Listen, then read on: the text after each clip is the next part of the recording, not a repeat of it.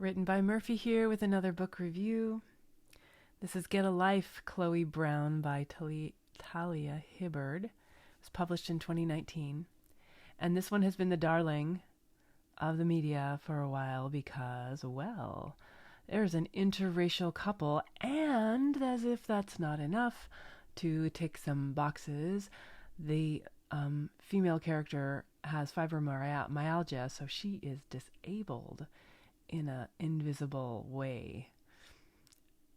And romance novels don't often have one, let alone both of these. So it's become going around, getting all kinds of attention.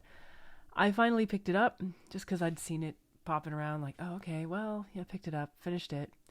And my first impulse when I see that kind of attention and that kind of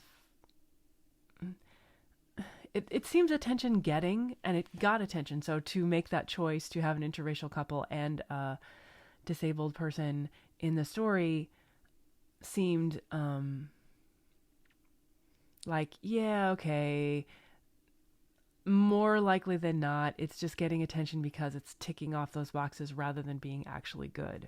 So I was like, once I didn't know that beforehand, but then I saw it in the story. I'm like, oh, here we go. This is what it is.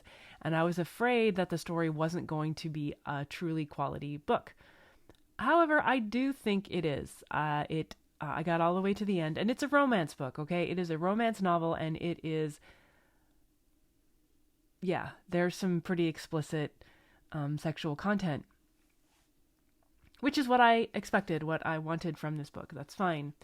And they did a good job. She did a good job. The author, I think, did a good job of telling the story. And it didn't feel like it was shoehorned in. The point of the story was that Chloe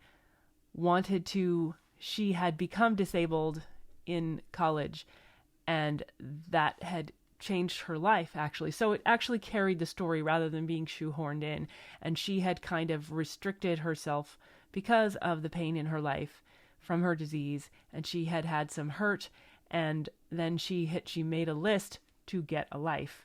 And therefore it actually was intrinsic to the story and carried the story. So I thought, okay, that is well written. And her disability was intrinsic in that way. The interracialness is not discussed at all between the characters. So that was a little bit fake, that they would never have even talked about it. But it's a romance novel, so they didn't worry about that. Okay, fine, we're just gonna pretend that's nothing. But the story itself was good. It felt like a true relationship arc. And there was also, oh my God, the hero, of course, he's so amazingly wonderful. And not only is he hurt inside and he needs some love and care, and her beautifulness and the love will conquer all. Not only is he hurt, as all romance novels must be, he's also got this special skill of being a fancy artist. So she will heal him by bringing love to his life and restoring his talent and helping him overcome his fear. So very romance, really good. I enjoyed it a lot, and I feel like the author did a good job.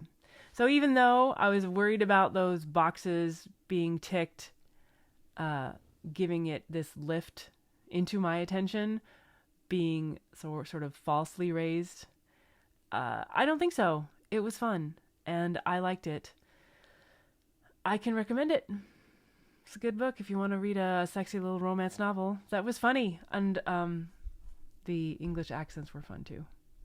Okay, what do you think?